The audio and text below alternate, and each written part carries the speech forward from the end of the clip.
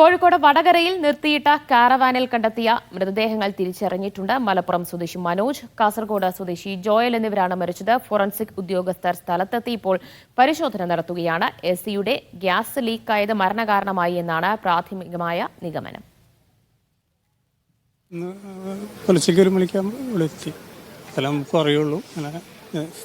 സ്ഥിരമായിട്ട് നിരന്തരം ഞങ്ങൾ ആ ഫോണിലേക്ക് വിളിച്ചപ്പോൾ കിട്ടിയിരുന്നില്ല, ഫോണ് എടുക്കുന്നില്ല ആള്.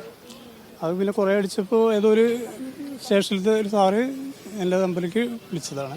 അപ്പോഴാണ് ഇങ്ങനെ അവിടെ ഉണ്ട് സംഭവം എന്ന് പറഞ്ഞത്. കണ്ണൂർ എന്തൊരു മാരേജ് ഫംഗ്ഷന് പോയത് ആളെ കൊണ്ട് പോയതെന്നാണ് പറഞ്ഞത്. ദൃശ്യ പുതിയെടുത്ത സംഭവ സ്ഥലത്ത് നിന്ന് ചേരുകയാണ്. ദൃശ്യ, ഇപ്പോൾ ഫോറൻസിക് ഉദ്യോഗസ്ഥരെത്തി കാരവാനിൽ പരിശോധന നടത്തുകയാണോ? എന്ത് സംഭവിച്ചു എന്നാണ് കരുതുന്നത്?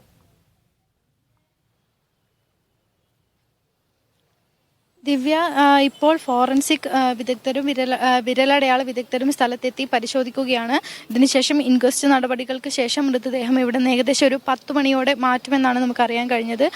അതിനുശേഷം മൃതദേഹങ്ങൾ കോഴിക്കോട് മെഡിക്കൽ കോളേജിലേക്ക് കൊണ്ടുപോകും. അവിടെ നിന്നായിരിക്കും പോസ്റ്റ്മോർട്ടം നടപടികൾ ഉണ്ടാവുക.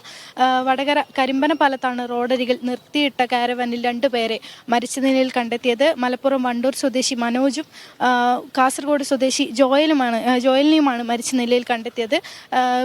AC ഇട്ട് ഉറങ്ങിയപ്പോൾ വിഷവാതകം ശ്വസിച്ചു എന്ന് തന്നെയാണ് പ്രാഥമിക നിഗമനമുള്ളത്.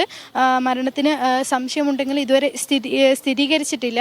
AC ഓണായ നിലയിലായിരുന്നു. വാഹനം സൈഡിലേക്ക് ഒതുക്കി പാർക്ക് ചെയ്തിരിക്കുകയായിരുന്നു. ഇതിൽ ജോയൽ വാഹനത്തിന്റെ പിൻഭാഗത്ത് ഉറങ്ങിയ നിലയിലും മനോജിനെ വാഹനത്തിന്റെ സ്റ്റെപ്പിനരികിലുമാണ് മരിച്ച നിലയിൽ കണ്ടെത്തിയത്. ഫോറൻസിക് വിദഗ്ധരും വിരലടയാള വിദഗ്ധരും സ്ഥലത്തെത്തി പരിശോധിക്കുന്നുണ്ട്. പോലീസ് അന്വേഷണം തുടരുകയാണ്. ദിവ്യ, ഇപ്പോൾ അവിടെ സംഭവസ്ഥലത്ത് പരിശോധന നടന്നു വരികയാണ്. ഫോറൻസിക് ഉദ്യോഗസ്ഥരെത്തി അവിടെ പരിശോധന നടത്തി വരുന്നുണ്ട്. കാരവാനിലായിരുന്നു അപകടമുണ്ടായത്, ദാരുണ സംഭവം ഉണ്ടായത്. നിർത്തിയിട്ട കാരവാനിലാണ് 2 മൃതദേഹങ്ങൾ കണ്ടെത്തിയത്. ACയുടെ ഗ്യാസ് ലീക്കായതാണ് അപകട കാരണം എന്ന് തന്നെയാണ് പ്രാഥമികമായ വിലയിരുത്തൽ വരുന്നത്. ദൃശ്യ പുതിയിടത്താണ് വിവരങ്ങൾ നൽകിയത്.